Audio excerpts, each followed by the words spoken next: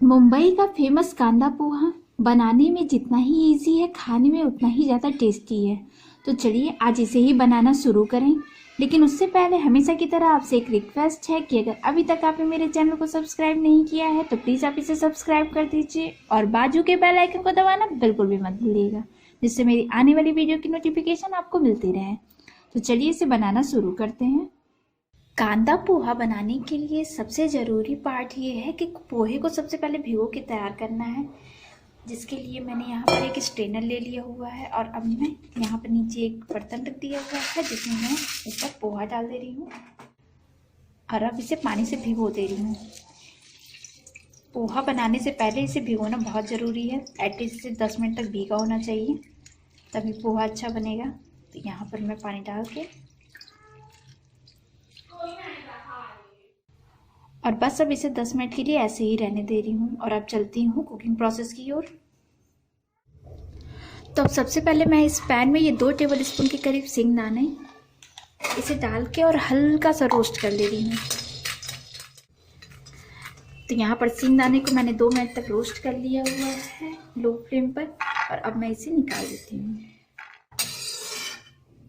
और पैन में मैं 1.5 टेबल स्पून के करीब ऑयल डाल के इसे गर्म होने के लिए रख दे रही हूँ। तो यहाँ पर ऑयल गर्म हो चुका है। अब मैं 1/4 टीस्पून राई के दाने, ये साथ ही में 1/4 टीस्पून जीरा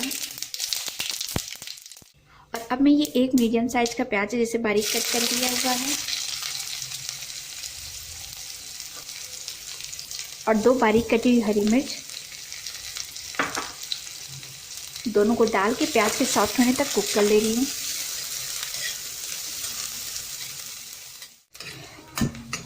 तो यहाँ पर आप देख सकते हैं प्याज सॉफ्ट हो गई है और अब मैं इसमें थोड़ा सा करी पत्ता जो कि थोड़ा सा सूख गया है ये भी मैं ऐड कर देती हूँ।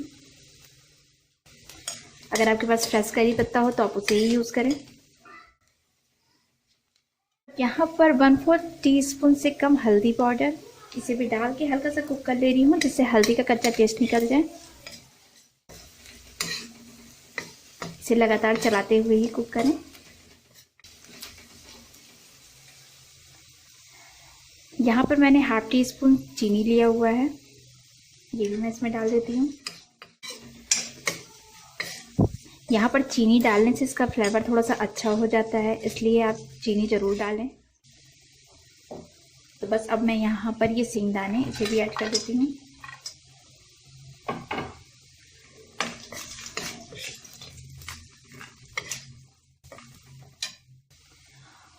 और अब मैं इसमें स्वादानुसार नमक ऐड कर रही हूँ। ये लगभग 1/2 टीस्पून मैंने ऐड किया हुआ है, लेकिन आप अपने टेस्ट के अकॉर्डिंग ही नमक इसमें ऐड करें। और अब मैं इसमें साथ ही में पोहा भी ऐड कर देती हूँ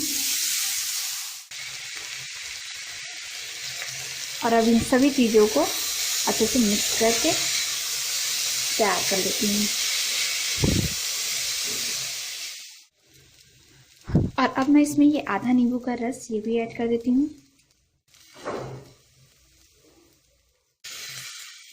अगर आपको खट्टा ज़्यादा पसंद हो तो आप ज़्यादा रस ऐड कर सकते हैं, ये बिल्कुल आपके टेस्ट के अकॉर्डिंग ही है। तो अब इसे भी डाल के और इसे भी अच्छे से मिक्स कर देती हूँ।